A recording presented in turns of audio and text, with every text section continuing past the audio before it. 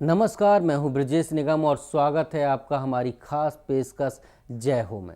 जी हां, जय हुई है मोदी की, बीजेपी के नए युग की, बीजेपी में आने वाले नए चेहरों की।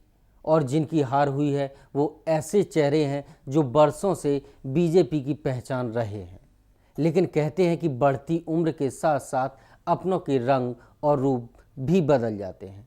कुछ ऐसा ही हुआ बीजेपी को फर्श से अर्श तक ले जाने वाले चेहरे के साथ, यानी कि लाल कृष्ण आडवाणी के साथ। ऐसे चेहरों को मात दी आज के युवाओं की पसंद बने नरेंद्र मोदी ने, जिनका सफ़र काफ़ी दिलचस्प रहा। मोदी को बीजेपी ने तमाम अटकलों पर विराम लगाते हुए अपना अगला सरदार घोषित कर दिया। सवाल ये है कि क्या ये सरदार बीजेपी को 10 साल पुरानी खोई हुई सत्ता वापस लौटा पाएगा।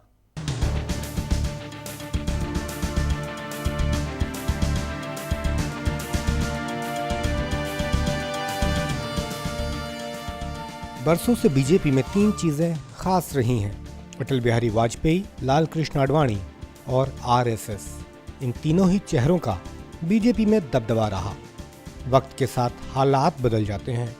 जो कभी कर्जा करते थे वह बरसने की आस में बैठे दिखाई दे रहे हैं। अटल बिहारी वाजपेयी की बढ़ती उम्र ने उनको सक्रिय राजनीति से दूर कर दिया, तो बीजेपी में मोदी के बढ़ते कद ने आडवाणी को कहीं न कहीं बीजेपी में अलग थलग कर दिया। लेकिन अब तक जिसका दबदबा कायम है वो है आरएसएस। मोदी को पीएम उम्मीदवार बनाने का श्रेय अगर किसी को जाता है तो वो है आरएसएस, जिसकी रहमत व करम से मोदी को बीजेपी का अगला सरताज चुना गया, इस उम्मीद में कि वो 2014 में केंद्र की सत्ता की कमान बीजेपी को सौंपेंगे। गांधीनगर से नई दिल्ली का रास्ता इतना आसान नहीं था, लेकिन 2012 में गुजरात में मोदी ने जीत की हैट्रिक क्या लगाई कि बीजेपी मोदी के गुणगान में ऐसे लग गई कि मोदी को देश का अगला प्रधानमंत्री तक घोषित कर दिया। मोदी ने 15 अगस्त को लाल किले पर झंडा फहराने की अपनी ख्वाहिश क्या जग जाहिर की कि आरएसएस ने उसको कुछ ज्यादा ही गंभीरता से ले लिया। ये आरएसएस का ही दबदबा है कि बीजेपी में आडवाणी के रूठे होने के बावजूद भी मोदी के नाम का ऐलान कर दिया गया। सशक्त और फौलादी इरादों के साथ साथ जिसके अंदर संवेदनशीलता है, ऐसा नेतृत्व यदि किसी के पास है तो वह केवल भारतीय जनता पार्टी के पास है, और उस नेतृत्व का नाम है श्री नरेंद्र मोदी, जिन्हें हम अपने प्रधानमंत्री के रूप में 2014 के लोकसभा चुनाव में देखना चाहते हैं। मोदी को पीएम उम्मीदवार बनाए जाने के काफी समय तक आडवाणी रूठे रहे, लेकिन अब उनको मोदी से कोई शिकायत नहीं है। इसकी एक वजह यह भी है कि आडवाणी चाहते थे कि मोदी के नाम का ऐलान 5 राज्यों के विधानसभा चुनाव के बाद हो, लेकिन आरएसएस के दबाव के चलते मोदी के नाम का ऐलान पहले ही कर दिया गया। आडवाणी की सोच के विपरीत 2013 के 5 राज्यों में हुए चुनाव में बीजेपी ने 3 राज्यों में जीत हासिल की, तो दिल्ली में सबसे बड़ी पार्टी बनकर उभरी। शायद ये कुछ वजह रही होगी कि आज आडवाणी मानते हैं कि नरेंद्र मोदी अटल बिहारी वाजपेयी से भी बेहतर पीएम उम्मीदवार साबित होंगे।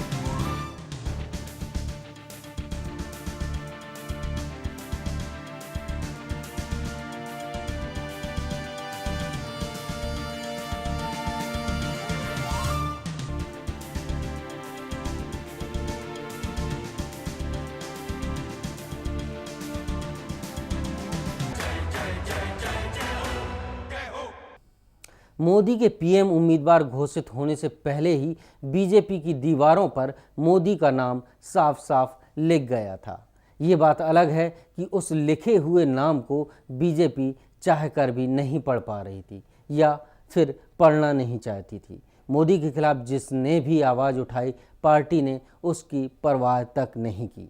मोदी की वजह से बीजेपी और जेडीयू का 17 साल पुराना रिश्ता टूट गया।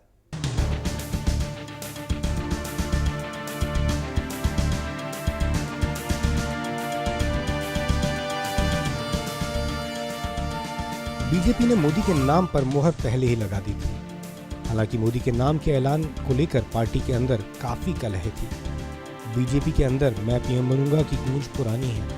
बीजेपी का हर नेता खुद को पीएम उम्मीदवार बनते देखना चाहता है। एडवाणी से लेकर सुषमा स्वराज तक के मन में पीएम बनने का सपना कहीं न कहीं पलता रहा है। सुषमा स्वराज के नाम पर शिवसेना के पूर्व प्रमुख स्वर्गीय बाला साहब ठाकरे ने तो सिफारिश भी कर डाली थी। सुषमा स्वराज के मन में भी पीएम बनने का सपना पनपने लगा।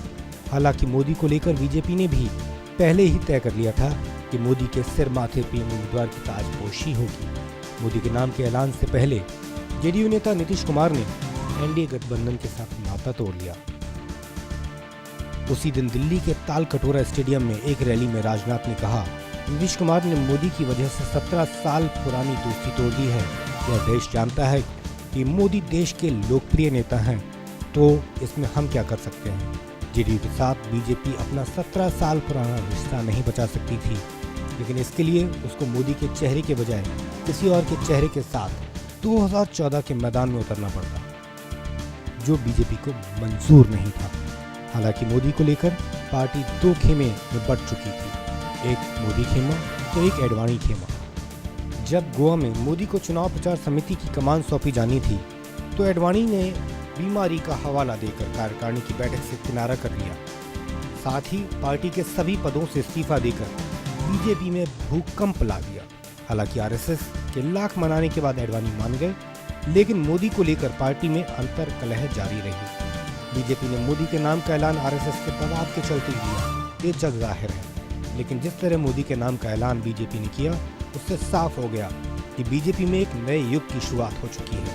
अब कोई रूठे, इससे बीजेपी को कोई फर्क नहीं पड़ता। ये वो वक्त था जब बीजेपी ने साफ कर दिया था कि अब उसको सिर्फ नमो नमो ही जाप करना है।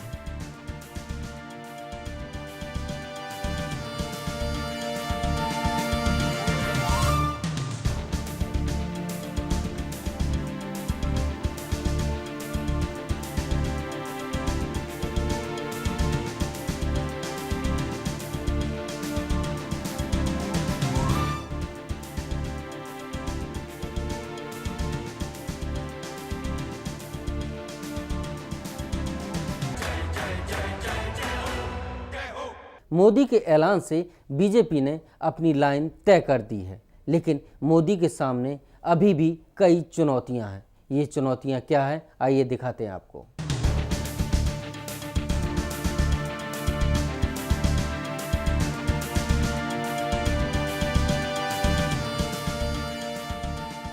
मोदी के लिए दिल्ली की जमीन तैयार करने में आरएसएस का बड़ा हाथ रहा।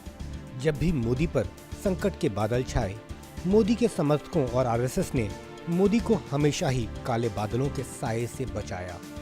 लेकिन मोदी के लिए सबसे बड़ी अग्नि परीक्षा 2014 में चुनाव के दौरान होगी। एडवाणी को डर था कि कहीं मोदी के नाम के ऐलान के बाद कांग्रेस ध्रुवीकरण की राजनीति शुरू ना कर दे। अगर अरुण जेटली की माने तो देश के लोगों को मोदी के काम को देखकर वोट करना चाहिए, न कि 2002 में हुए गुजरात के दंगों के मद्देनजर रखकर। बीजेपी और मोदी अच्छी तरह जानते हैं कि अगर 2014 में सत्ता की कमान अपने हाथ में लेनी है तो मुस्लिम वोटों को भी अपनी तरफ मोड़ने की जरूरत होगी। लेकिन मोदी का दावा है कि 2014 में होने वाले चुनाव में मुस्लिम वोट बैंक भी मोदी की तरफ मुड़ जाएगा। मोदी और बीजेपी पूरी तरह से कांग्रेस के भ्रष्टाचार को निशाने पर रखकर लोकसभा चुनाव की तैयारी में है। मोदी को अगर लाल किले पर झंडा फहराना है तो इसके लिए मोदी को 272 सीटों पर जीत हासिल करनी होगी।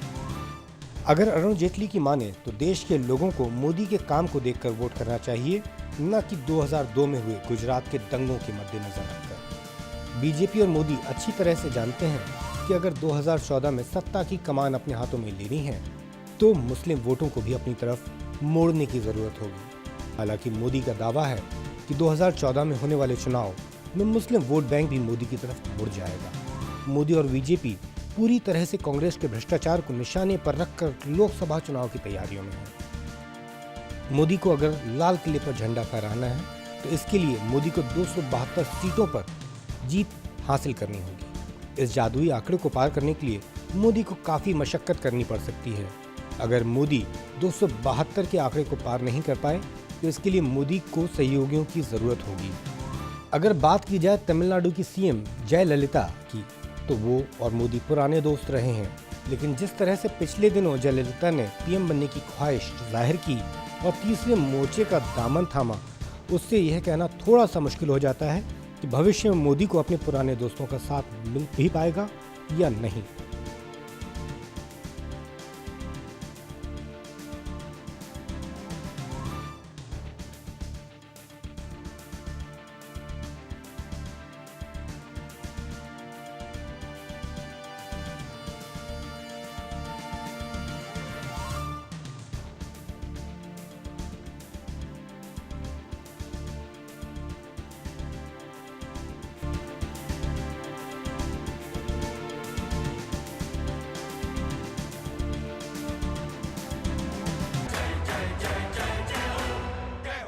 अब वक्त हो चला एक छोटे से ब्रेक का।